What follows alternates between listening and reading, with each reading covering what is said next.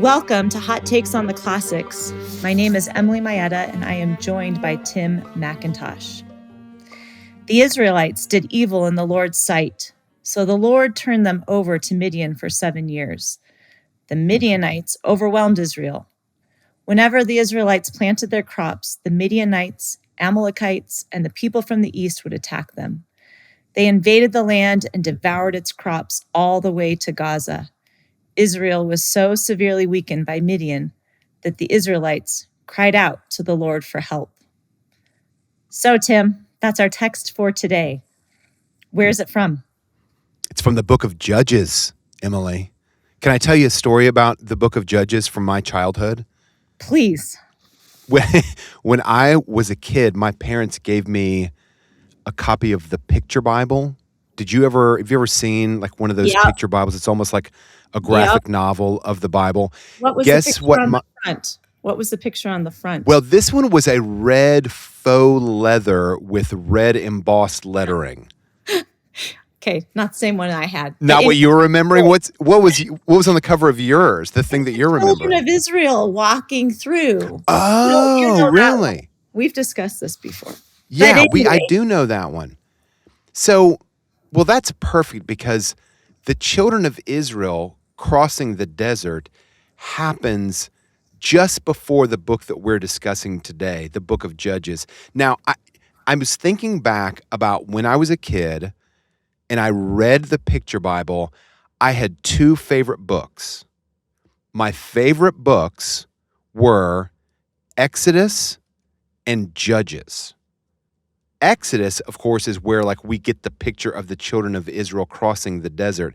And part of the reason I loved Exodus is that it has all these crazy plagues that were visited upon the Egyptian people by Yahweh, the God of Israel, because Egypt, Pharaoh, wouldn't let his people out of captivity, wouldn't let the children of Israel out of captivity. And I loved Exodus for that reason, because there's like, frogs and a river of blood and hail coming down from the sky. So as a kid, as a boy, all sorts, Locusts, that's right.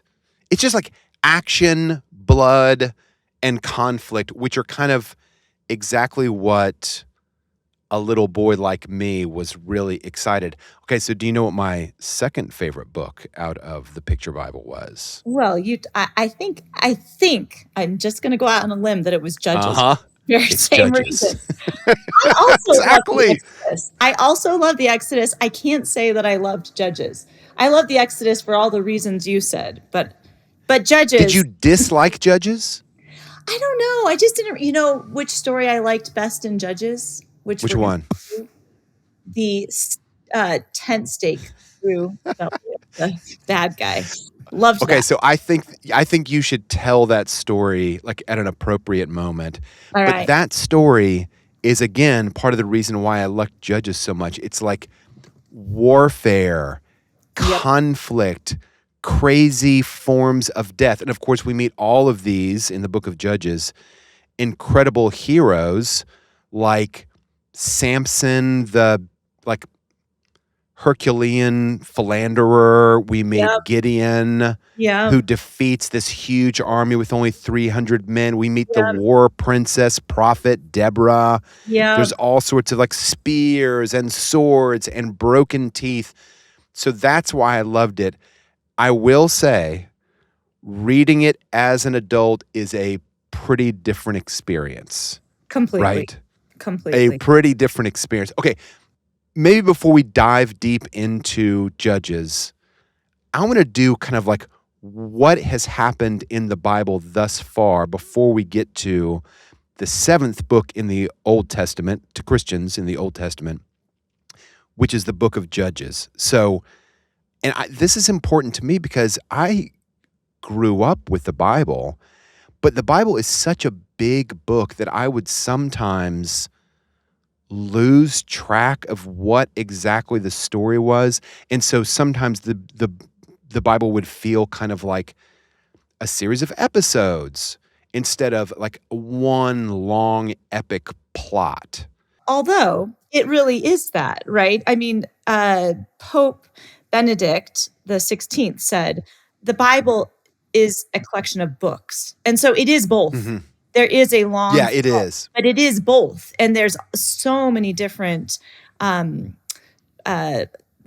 literary approaches to each of the books. Do you know? So For I think sure. that's part of what you're saying. But right, the big story is really important. But that's also what's one of the tricks of the Bible is it is different literary genres, different approaches in its telling. So it is helpful. And that's actually one of the interesting things about Judges, which we should get to when we get there in the big plot. For me, Judges is almost like the end of the first most powerful story at the beginning of the Bible, which is the Exodus. So to back up a little bit beyond that, the first 6 chapters, maybe 11 chapters of the Bible, I almost think of them as like the preface in a way. We have these big 3 stories, the creation story, the story of Noah and the ark, and the story of the Tower of Babel. And then Genesis chapter 12, that's where the kind of main through line story begins. And that story is the story of Abraham being called by God. Yes. And the rest of the Bible is really about the children of Abraham, the offspring of Abraham, and those now called Christians who are kind of grafted into that big family drama, which is it's all about the children of Abraham. So that begins in Genesis chapter 12. The book of Genesis is traditionally written by Moses, and the first 5 books are also by tradition written by Moses. The most humble man on earth. Remember? Oh, really? Well, it says that in Exodus. The humblest man. I always thought that was funny because right, because writing it. He's the one who's writing it. Yeah, that is kind of peculiar. Yeah, biblical scholars, have different thoughts on that. But traditionally, that's who has written it. Abraham is living in Genesis 12 in a city called Ur, and God calls to Abraham, leave the city of Ur and make your way to the promised land, which is going to be on the bank of the Mediterranean. Now, what's unique about Abraham's family is one thing. It's huge. Unlike all of the other nations, it's it's huge. It's what my hot take is going to be about. Oh, the unique thing about the family is that they follow the one God. Everybody else in the world at this point is polytheistic or pantheistic, except for Abraham. Right, which goes back to what we were discussing in the Iliad, right? The pantheon of gods in the Iliad, which makes the particular take that the Iliad gives us so interesting because, of course, the gods are interrupting in human affairs, but so, willy-nilly. So willy-nilly. And Zeus can be on one side, and then Hera on the other side, right. And so it's like chaos in the heavens. Yeah. And this is different. This is what's different because there is one God with a unified will, and what happens, he is in charge of. What he wants Abraham to do, he will bring about. And because he is the one unified will in heaven. Okay, so to make a long story short, Abraham's descendants end up in a terrible family squabble. They end up in Egypt in captivity. And while they're in captivity, the family is growing and growing and growing. And soon, it's a huge family, but they are, of course, not Egyptians, and they end up enslaved by Egyptian pharaohs. They are building whatever the Egyptian pharaohs want them to build until God raises up the second huge hero of the Bible, Moses. And he's under the leadership of Moses, who's Jewish, who's one of the children of Abraham. He is going to bring the people back to the promised land. So Moses leads the people out. This is where we have the plagues of the river of blood and the frogs, and they're visited upon Pharaoh and the people of Egypt for opposing God's will in saving his people and bringing his people out. And so Moses leads them out, takes them all the way to the promised land as promised to Abraham, leads them all the way to the promised land. But Moses actually doesn't even get to lead them across into the Jordan River. Do you remember who leads them across the Jordan River into the promised land? Well, such an interesting name, right? Joshua, but you know what it's Yeshua who later Yeshua. the Lord saves. Right. The Lord That's saves. right. So Joshua is the lieutenant of Moses. He leads the people into the promised land, and he is like functionally, whatever we would call it, the head of state until his death. And his death is the thing that begins the book of Judges. The death of Joshua. It's like the linchpin for this book. And so, okay, here's the way that we have to like think about this. First 5 books of the Bible, sometimes called the Pentateuch, sometimes called the Torah, are the story of Abraham's family and the Exodus from Egypt. And then there's this, when we get into the promised land, there's this kind of debate, argument, ongoing conversation about who is going to rule the people. Like it's all over like the books once we get into the promised land. Everybody around Israel is ruled by a king. And so Israel starts kind of like moving in that direction. Let's have a king. But of course, God is like, well, no, I'm the king of Israel. This is what sets us apart, that I am the king of Israel, not a single man. And this is crucially important because in Israel, worship and morality and politics and cultural life are all rolled into one unified tapestry. So that's important to remember because Israel is going to start worshiping foreign gods, right? Yes. They're going to be tempted towards it, right? Because now they're coming into contact with all the peoples around them. Exactly. Yeah. Right. And it's really kind of crucial to remember, this is not just like the people of Israel saying, oh, I'm not going to like follow Yahweh. Yahweh is like one of my choices on the religious buffet. No, this is like an infraction of everything that has happened up to this point in the children of Abraham's life together. So it's not just like, oh, it's a different choice on the religious buffet of gods. I'm going to have chicken parmesan instead of steak kebabs. No, it's like a strike at the foundation of this whole entire way of being, morality and politics and family practice. And it's a rejection of the God who brought Abraham's family out of slavery. And this is what we can say is so remarkable about the story of the Jews, right? I mean, the emergence of monotheism, we see it in Egypt, actually, right? With Akhenaten, Amenhotep IV, who worships the sun god, which is so interesting, but nowhere else, aside from Akhenaten, has a people been called to one God.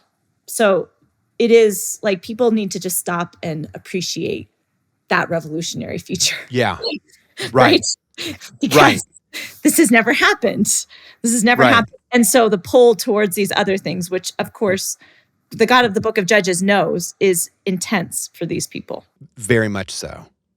So in the book of Judges, God is going to say to the people over and over, he's going to remind them, I am the Lord God who brought you out of Egypt. Yep. Why are you worshiping Baal? Why are you worshiping the God of the Amalekites? Why are you worshiping?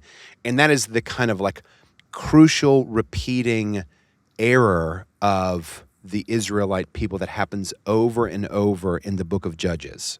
Why are you worshiping a God made by hands? I am the God who made everything. Totally. right? But you cannot see me. You cannot see me. But why are you worshiping the work of your hands? Yes, over and over. I mentioned how much I liked Judges when I was reading the Picture Bible as a kid, and I mentioned what a different experience it was reading it as an adult. Emily, Judges is a bloodbath. It really is. Well, and this is one of the books, with the new atheists and everything else, that's always brought up as, who is this God that the Christians worship? Because look at him. He's a bloodthirsty, it's right. I mean, this book is often brought up as an example of why would you believe in a God like that? Right. Because this is kind of where theocracy takes you. Yes. So that's going to be a little bit of my hot take. I keep alluding to this hot take that I'm going to have. We won't get into it yet. Yeah, but we can in a little bit. So, but it's shocking, right? It's shocking to us, particularly. It wouldn't be shocking to sweeps of human history, but it is shocking to us. Absolutely. It just shows how much we have been formed by a Christian ethic. Yeah. But keep First going. verse of Judges 1:1.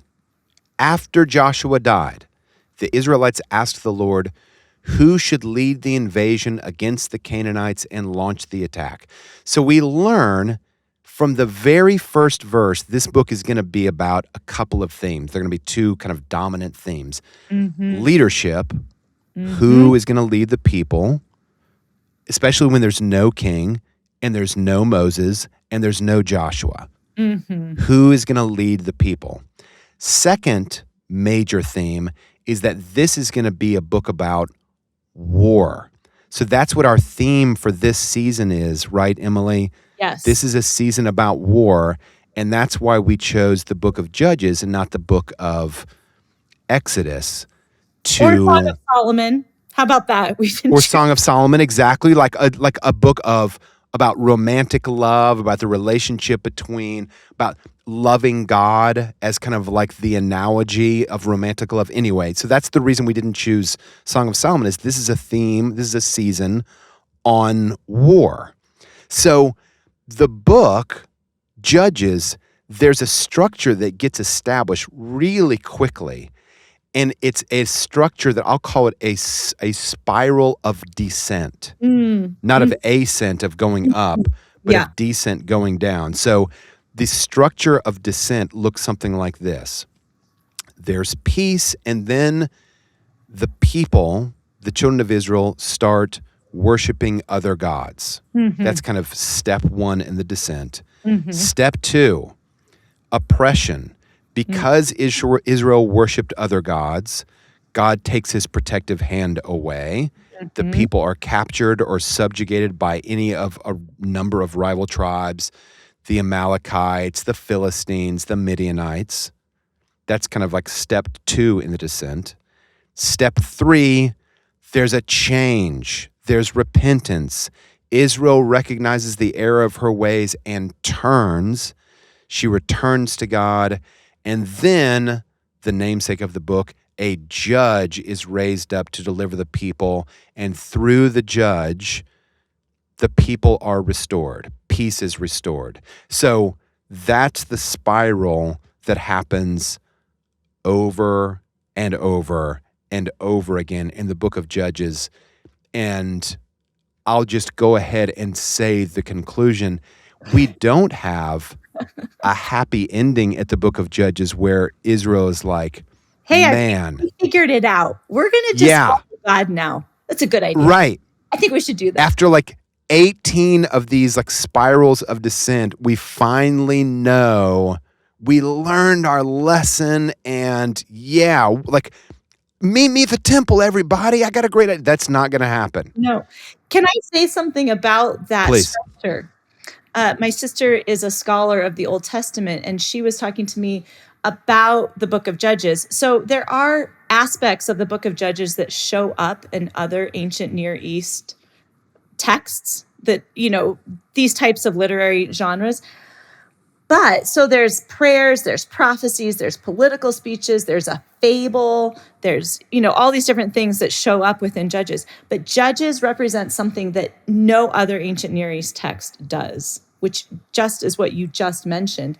This overall arching understanding of history and a connective through line that Judges gives, which I think is one of the amazing things. I mean, it's often said that the monotheistic cultures created even the idea of history, even the idea that you would go back to the past to look at what you have learned to move into the future. And Judges is an amazing, very ancient text. Also in the past, the veracity of Judges and the peoples named within it were often said, oh, those people, they made all these people up. Nobody knows them. But archaeology has verified that Found history of that these people mentioned are the people. The Hittites were one of them. Oh, this was made up. Nope, the Hittites are real people, which has been verified.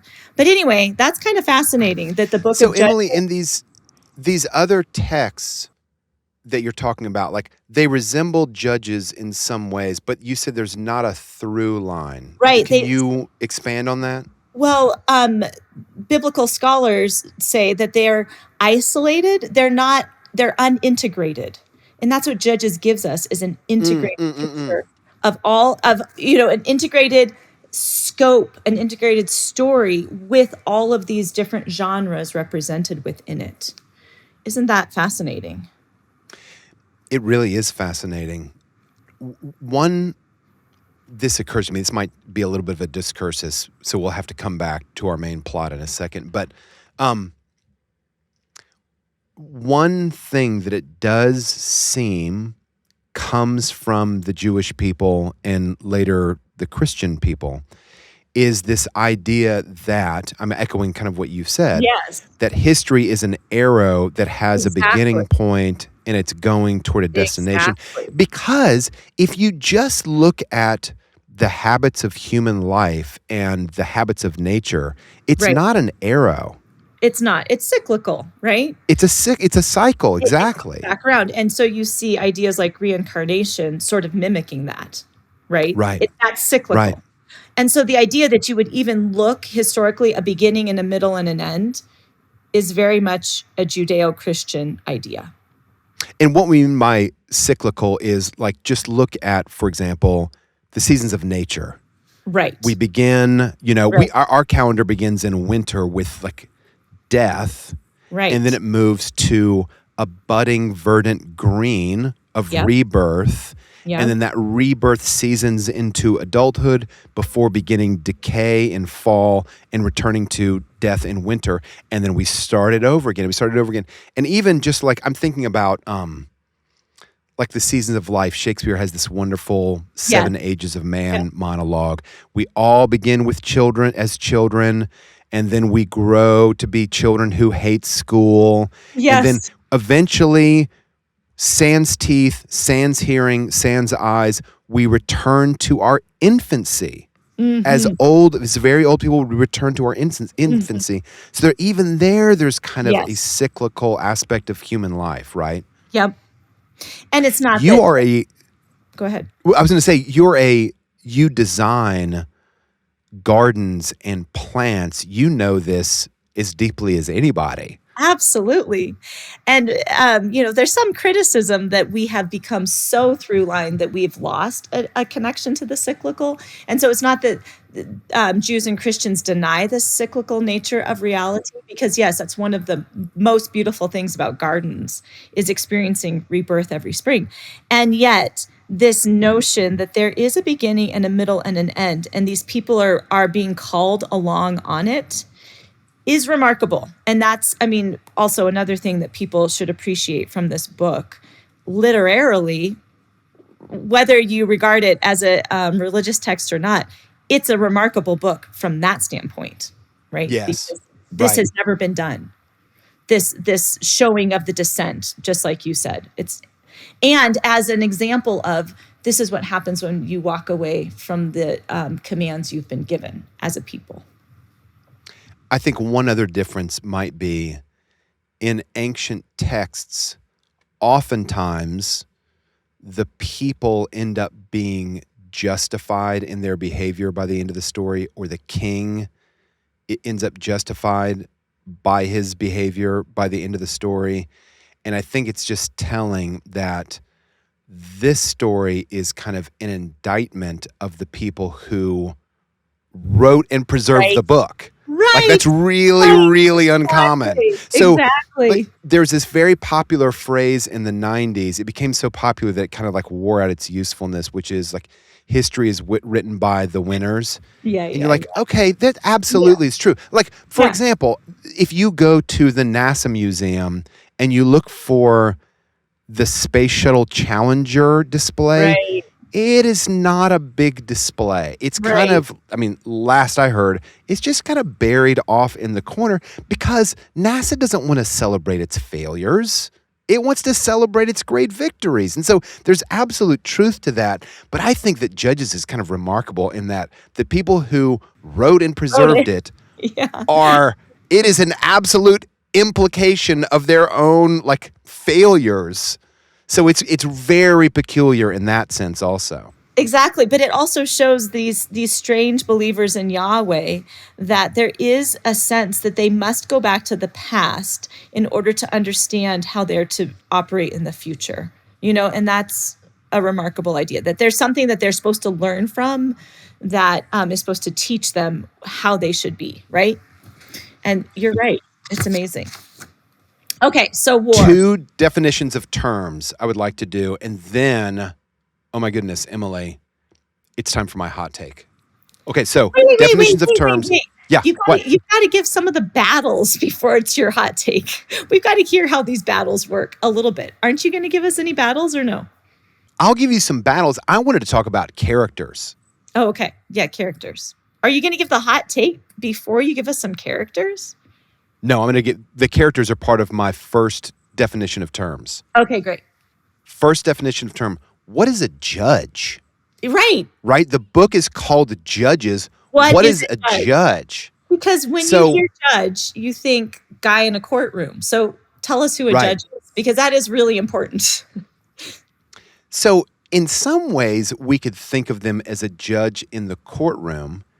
But I think maybe more accurately, it might be like prosecuting attorney, right? Mm-hmm. Because there's been a covenant, an agreement between the people of Israel and Yahweh. Mm-hmm. And that covenant, the first lines of the covenant are always, I am the Lord God who brought you out of Egypt. Mm-hmm. This is what I've done. And I'm asking for your fealty. I'm asking for fealty from you as a people. So in worshiping other gods, the people break like kind of first line of this contract, this covenant. And so the judges, like if we think of them as prosecuting attorneys, they're saying, okay, I am calling you on this infraction and I am the prosecutor, but you have already repented, and so I am in the name of God, I'm going to drive out and restore the contract, and I'm going to drive out the people that you have been warring with who are oppressing you. Now that I'm thinking about it, I don't know that like prosecuting attorney really works. I was going to say, because, but I mean, I understand why you're saying that, because you're saying that they're sort of an intermediary to God, right? On behalf. Yeah. But I think the thing that you just said is what makes them unique is that they're military leaders as well. Yes. They're local war chiefs. The judge like that. But also they do play the role of the judge in sort of settling disputes as well, right? Which is something that Israel is going to grow tired of and say, we want a king because we want somebody who can do this all the time. Like who's going to settle our disputes. That's right. But like the role of the judge was meant to be because God was their king. Like that's how God set it up, right? God was their king. That's right. So the judge. So I mean, I think prosecuting attorney is kind of a good image in that sense that they're an intermediary. But I think you're being very kind.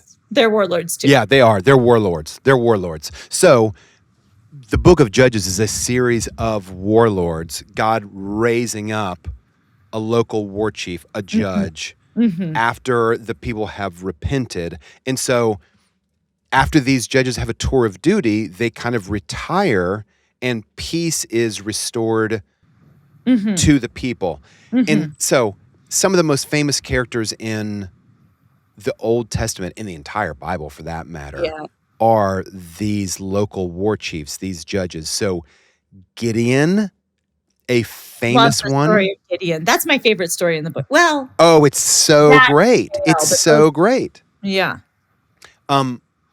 The story of Gideon, for people who are not familiar with it or need a refresher, is they are being oppressed by, was it the Philistines? Do you remember, Emily? I should know this. You should know this. Yeah. No, yeah.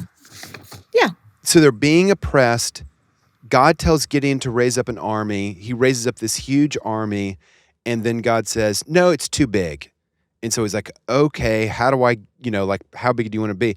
And God has these couple of like little tests that are kind of arbitrary. One of them is take the people to the river, take the soldiers to the river.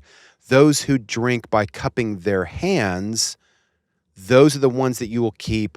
Those who lower their mouths to the river, those are the ones that you send home. And so he whittles this huge war force down to just 300 people. They surround the army. Midianites. It's the Midianites. They surround the Midianite encampment. They raise a torch, all 300 of these remaining Israelite soldiers, as they've surrounded the camp. And the Midianites think that they're being attacked by this incredibly huge force. They go berserker. It's like a scene from the Iliad.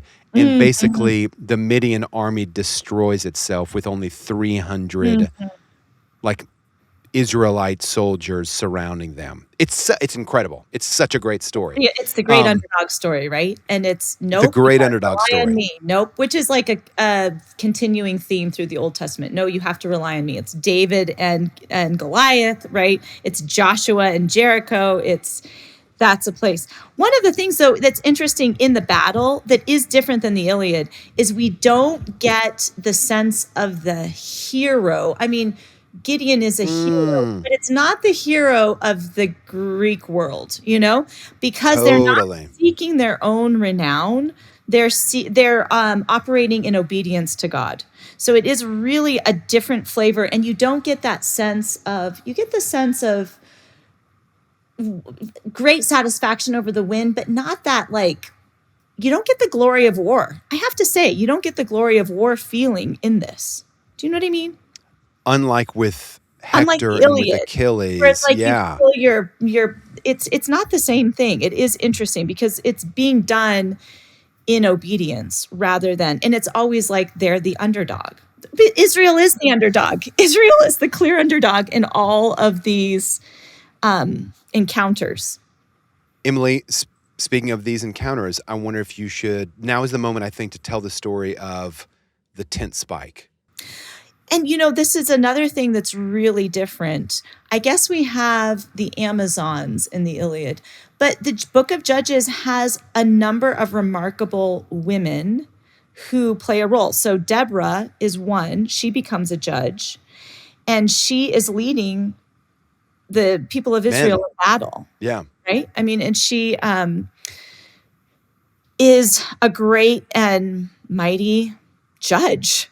So Jael is the wife of a man named Heber, and he is not even part of the children of Israel. But Jael, at a certain point, plays a very decisive role with another warring tribe that's coming against the Israelites. And this actually is a familiar theme also within Scripture, because we'll have this with Abigail and David in a slightly different way. We have it in the Apocrypha with Judith and Holofernes. And actually, this picture of sort of the woman saving Israel, the Renaissance artists loved it. It's really remarkable, sort of in ennobling women. But anyway, Jael invites in this other warlord, Sisera, and she's kind and hospitable. She says, come in and eat. He comes in and eats. She covers him up with a blanket. And as he is sleeping, she takes a tent peg and plunges it through his middle. Oh, no, the other side of his head. It's not his middle. Right. So there his you go. temple. There you go. But this is a familiar story that will show up in other iterations throughout Scripture, which is also interesting. Maybe the most famous judge is Samson. He's such a disappointment. Samson He's such a disappointment, but he's like renowned everywhere for his strength. And like everything in you when you meet Samson is like, man, I hope that he's a good guy. I really hope that he's a good guy. You want him to be the good guy. You do. But he's not a good dude. He's just not a good dude. And I've always kind of wondered, like, most of the judges, in fact, most of the judges are like God-fearers. Gideon is a God-fearer. And their heart is right. Samson, it just like doesn't care about anything but like women and money. That's what he's about. Delilah, the famous story of Delilah is part of his story. And it ends, the story of Samson is God raises him up as a judge and he like lays low the Philistines. He just like, he's a one-man army. He's Rambo. Nobody can stop him. And then he comes off the battlefield basically drenched in sweat and blood. And he's like, where can I find a woman? You know, like that's who he is. Yeah. And what's really fascinating about him is that he gets kind of really badly humbled by the end. His eyes are put out. He's basically made a donkey that mills grain on behalf of the Philistine people. And then he's brought in at this huge feast and put on display. Like, look, here's the mighty Samson. Look how the mighty have fallen. He pushes over the pillars in this huge ballroom. It collapses. It kills all of the leadership of the Philistines. And so in a way, there's a kind of like a just poetic end to his life. He dies in this also. He sacrifices himself. Yeah. I always found that very moving, actually. Yeah. That he sacrifices himself at the end. You know, he recognizes he's been enslaved by his own passions and he tries to make amends. Yeah. In some way. He sacrifices himself. Yeah. Right. Yeah. Second definition of terms, and then it's time for my hot take, Emily. This is like, you're going to come across, if you're reading the book of Judges, the word Canaanites over and over. Like, who are the Canaanites exactly? Well, that's a kind of catch-all term for these local tribes that are living in the land that Israel considers the promised land. So the Canaanites, because they are the people of Canaan. And again, these are polytheistic believers in many gods, not in one God. And again, to highlight what we've already said, this is in stark contrast with the children of Israel, who are monotheistic. The statement verse of the Old Testament of belief is the Shema. Hear, O Israel, the Lord our God is one. The Lord is our God, the Lord is one. And the Canaanites are conveyed not like they're some patchouli wearing hippies who are just like, you know, doing their farming thing, loving peace. The Bible accuses them of like demonic idol worship and crazy sex acts and even the sacrifice of children to Canaanite gods. There's probably, that's the reason that Abraham is called early on to put his own child on the altar. And it's such a bizarre story. You're like, wait, I thought that like we were like Abraham was one of the good guys. And then God says, no, Isaac, the son, will not be sacrificed. It does seem like it is a very clear statement. This is not who I am. I am not the God of Exactly. child I will sacrifice. not require your children. Right. Yeah, I mean that's the Phoenicians and the Carthaginians. I mean, this is well documented in the ancient world that child sacrifice was huge. Yeah. I mean, it was standard practice.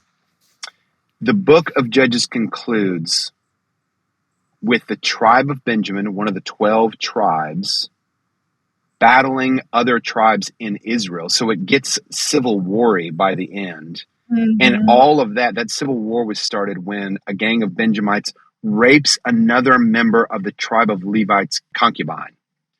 And so, closing verse. Say again? I said problems. Problems. What is going on? Problems. Children of Israel. So the wrap-up text is this. In those days, there was no king in Israel. Everyone did what was right in his own eyes. Judges 21:25. So we will see after this book, there's a movement toward a king, and a king that is hopefully, that has the heart of God. But that does not happen in the book of Judges. Judges starts in a bloodbath, and it ends in a bloodbath. Okay, Emily, here's my hot take. It's time for my hot take. Here we go. Here's my question. My hot take comes in the form of a question, and then I'm going to read something from one of my favorite authors. My question is, where are the Hittites? Well, where are they? Where it's a are question the I Hittites? ask myself kind of routinely. Where are the Hittites? Do you what really? happened to them? Oh, I'm just kidding. But isn't it an interesting question? It is an interesting thing. Walker Percy. Where are the Amalekites? Where are they? Where are the Midianites? Yes. So presumably they just melted into the larger grouping of people that lived in Canaan at this time.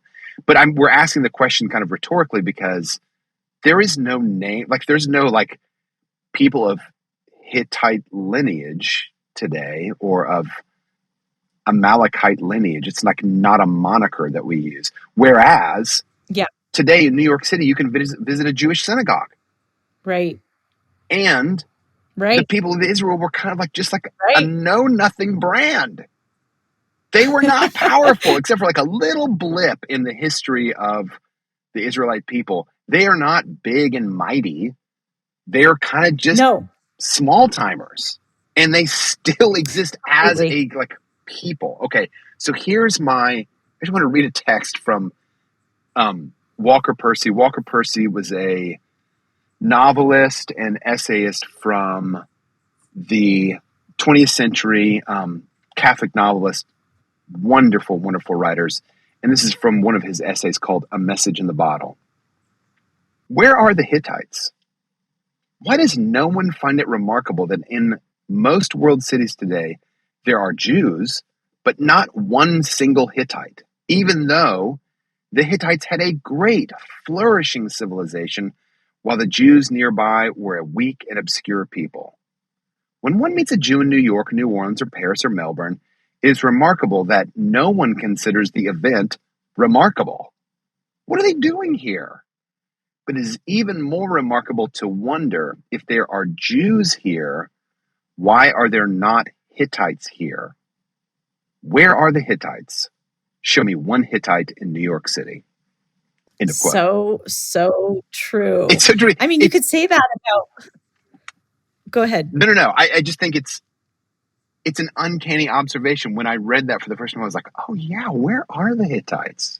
Where are the Babylonians? Where are the Babylonians? Where are all of these great ancient kingdoms, right? And the Jews are really a know-nothing. It's really interesting in the archaeological record. They have references to this monotheistic, they have references to the Jewish people, but never, like, none of the judges are referenced because they're not really notable people, right? Yeah. They're not notable people in the ancient Near East. The people of Israel are mentioned, but it is really fascinating. All of these great and mighty kingdoms are gone, but the Jews remain.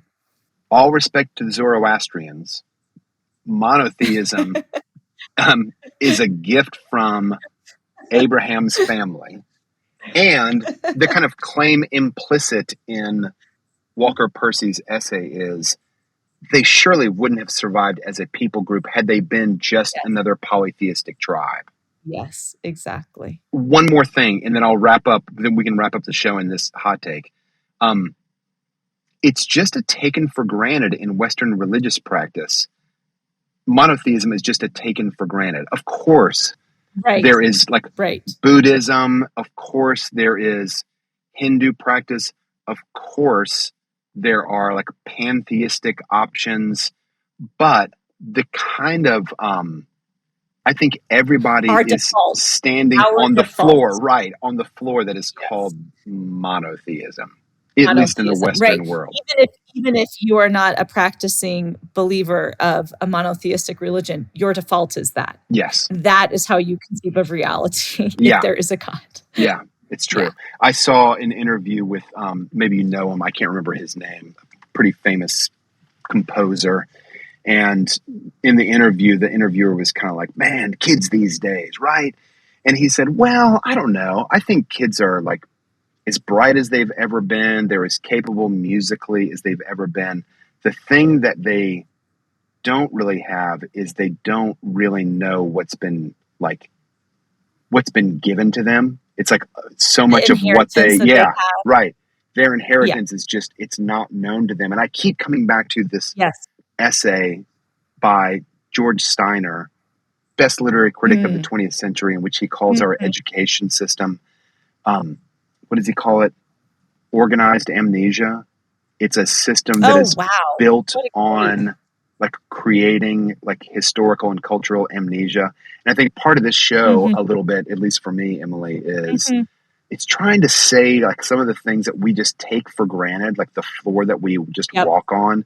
And so much of the floor that we walk on is just built on monotheism. And I don't even really mean monotheism as a religious practice. I mean monotheism as a vision of the world, that nobody believes the gods are warring in heaven, and that if I get the flu, it's because a god has inflicted it on me as a punishment for some wrongdoing.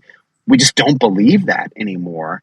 And that's a very monotheistic gift. That's not something that came from the polytheism of the Greeks, as great as the Greeks were. We're making explicit the social imaginary in which we dwell. Yeah. Well said. And the social imaginary in which ancient peoples dwelt, right? Yeah, exactly so. Emily, for me, that's our hot take on the book of Judges. I love it. Where are the Hittites? Everybody can be asking themselves that Where question. Where are the Hittites? That's right. Where are the Hittites? That's right. I think we need a T-shirt with that. That's a great one. We'll call the Walker Percy estate and see if they approve. And people will say, what are you talking about, weirdos?